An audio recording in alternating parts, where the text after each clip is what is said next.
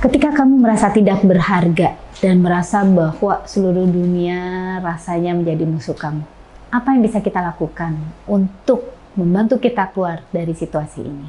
So teman-teman, hari ini saya ingin membagikan beberapa tips yang mungkin bisa membantu teman-teman yang sudah saya lakukan dan saya terapkan untuk diri saya sendiri.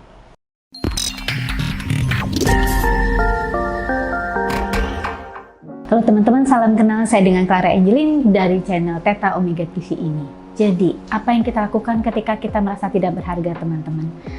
Yang pertama saya lakukan adalah saya harus menyadari percakapan saya dengan diri saya sendiri. Karena seringkali percakapan kita dengan diri kita sendiri, ketika kita merasa tidak berharga, kita merendahkan diri kita dan menjadi orang yang paling kritikal. Langkah pertama yang kita lakukan adalah teman-teman menjadi penyemangat diri. Hidup ini penuh dengan ups and down, kita semua tahu ya. Jadi ada yang naik, ada saat-saat turun, ada saat-saat bahagia, ada saat-saat kita merasa sangat-sangat rendah dan sangat-sangat enggak berharga. Di saat-saat seperti itu teman-teman, ingat satu hal ya, hidup itu perjalanan. Semuanya yang kita alami ups and down akan menjadikan perjalanan kita adalah perjalanan yang berharga. Jadi belajar menjadi penyemangat bagi diri sendiri, be resilient. Kalau saya akan mengatakan, you're a warrior. Kamu adalah pejuang. Apapun yang yang dilemparkan oleh kehidupan ke dalam kita, tidak akan menjadikan saya semakin lemah. Tetapi sebaliknya, apapun yang dilemparkan oleh kehidupan di dalam hidup saya akan membuat saya semakin kuat dan semakin berharga.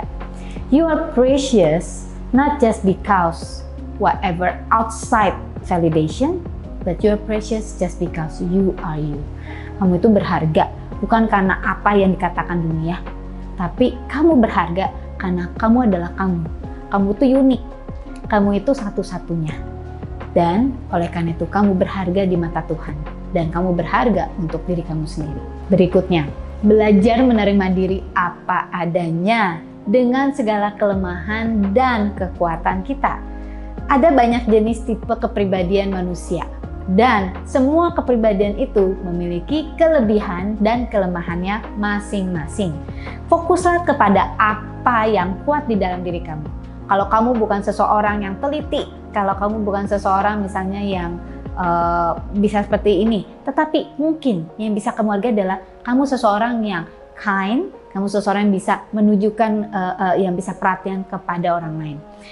See through the lines, jadi jangan cuma ngelihat dari kacamata dunia, tetapi belajar melihat apa sih yang baik di dalam diri saya dan yang bisa saya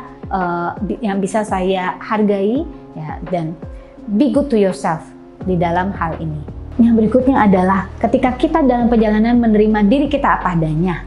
Yang berikutnya kita belajar untuk lebih puas dan lebih bahagia di dalam situasi kita apa adanya. Jadi menemukan kebahagiaan bahkan di dalam hal-hal yang kecil. Kebahagiaan itu tidak tergantung dari material.